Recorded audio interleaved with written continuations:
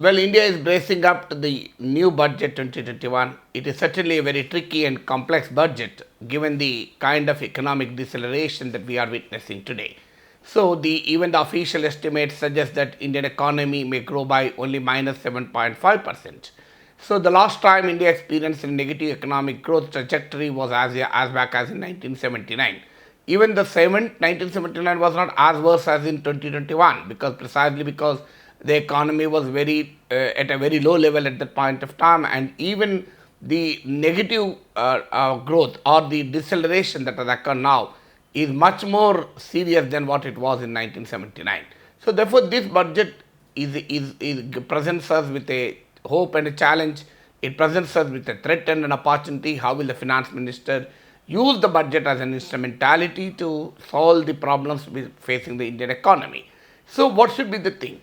So the budget should boost economic growth, budget should boost employment, budget should boost the well-being of the people, budget just provide a relief from the people who are reeling under the economic recession. So there are widespread wage cuts, job cuts, and the prices are rising like anything. So therefore, the entire nation is looking towards the finance minister with a hope that she would present some kind of a solution to the travails, to the ills of the economy. So let's look at what does the economy constitute. If you look at, there are four important growth engines in any economy, especially in Indian economy. One is the consumption, two investment, three government expenditure, and the fourth exports.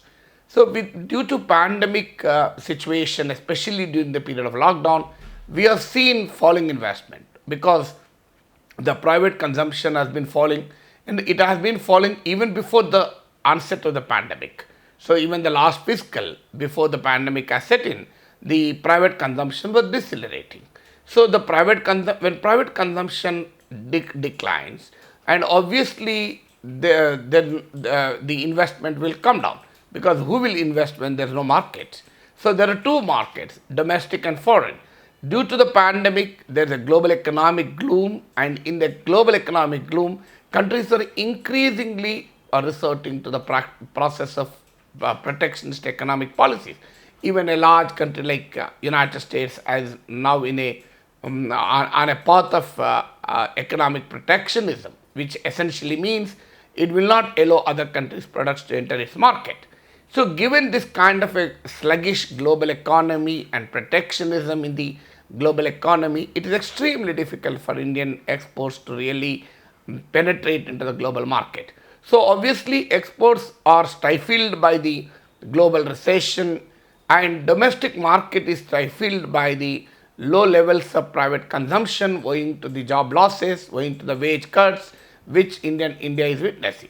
So, therefore, investment cannot be expected when there is neither domestic market or external market luring the investors. So, then what is the solution? Then the solution is the government expenditure.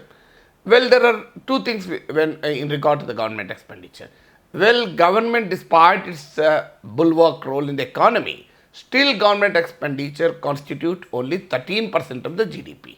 So, government expenditure in India constitute only the 13% of the gross domestic product.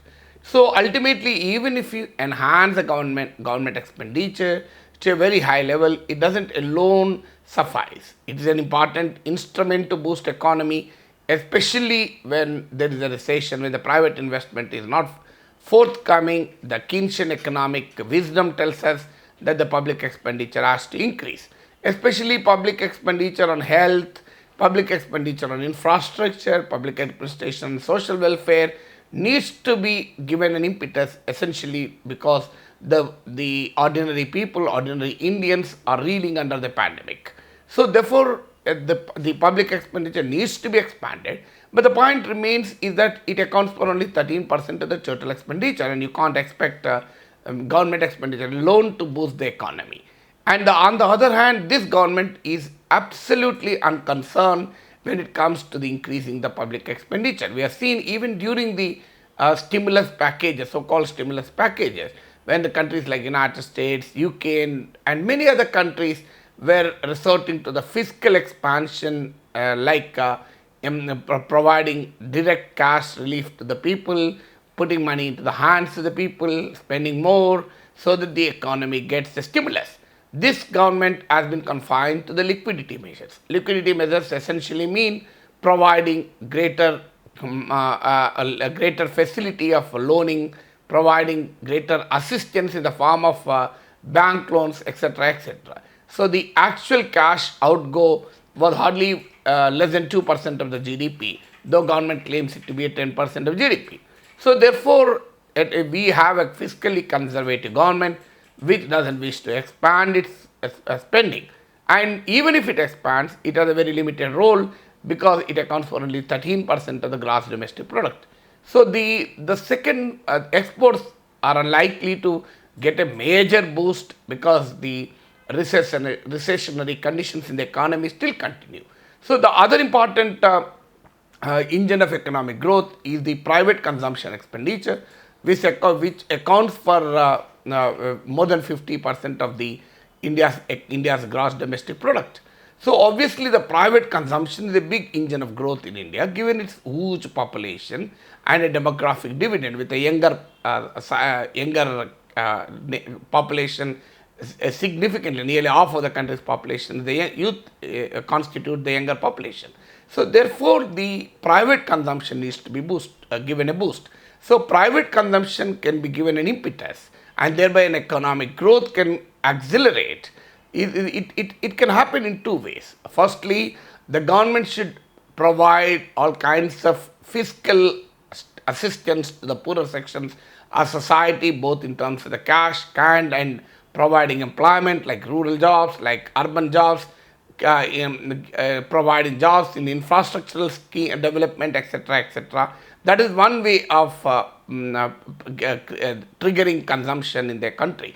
Because once the government spends more and more money, obviously it creates more and more jobs in the economy, and these jobs will create demand in the economy.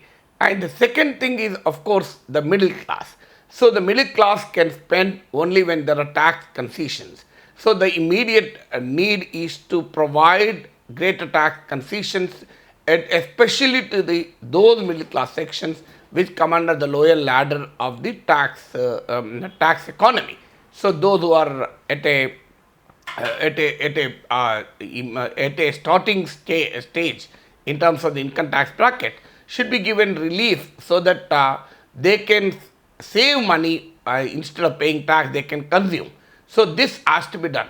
So there should be a Robin Hood approach where you provide direct relief to the poor, and secondly, you provide savings to the lower middle class and the middle class so that they can save tax money and spend in the economy.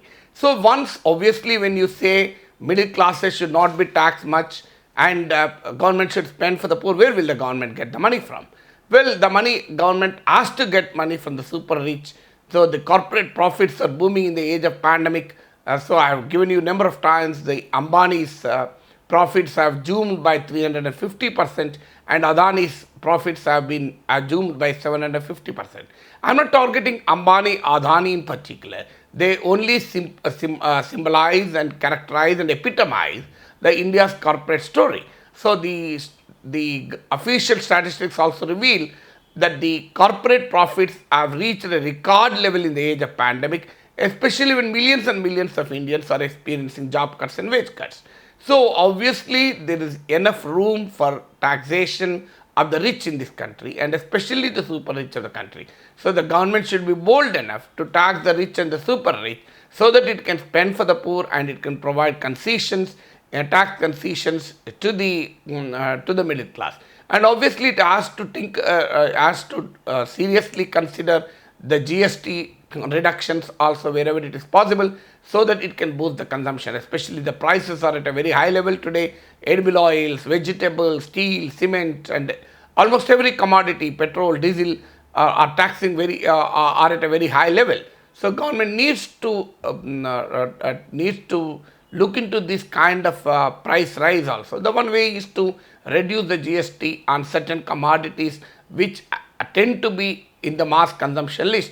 And obviously the petroleum products needs to be taxed less so that there will be more impetus to the economy, because the fuel prices accelerate all kinds of prices. So obviously the Robin Hood approach to the budget essentially means spend for the poor, give the tax relief to the middle class, and a tax relief in terms of income tax and also in terms of the GST.